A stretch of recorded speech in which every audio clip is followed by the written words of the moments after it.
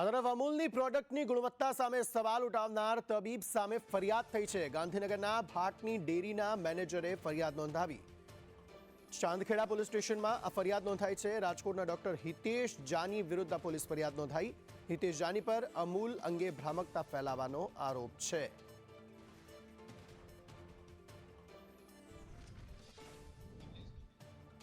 જિગ્નેશ પટેલ આ અંગે વધુ માહિતી આપી રહ્યા છે। જિગ્નેશ, જણાવશો શું વધુ વિગતો?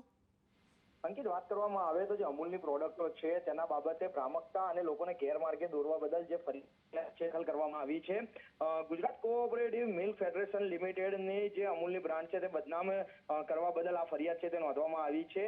સાથે જે મેનેજર છે તેને ચાંદખેડા પોલીસ સ્ટેશનમાં ફરિયાદ નોંધાવી હતી, જેમાં રાજકોટના ડોક્ટર હિતેશ જાનીએ યુટ્યુબ પર જે એક વિડીયો વાયરલ કર્યો હતો તેને લઈને આ ફરિયાદ છે તે નોંધવામાં આવી છે। અને આ અંગે પોલીસે વધુ પુરાવા અને જે વિગત છે તે એકઠી કરી અને આ કેસમાં કાર્યવાહી છે તે પણ શરૂ કરી દીધી છે।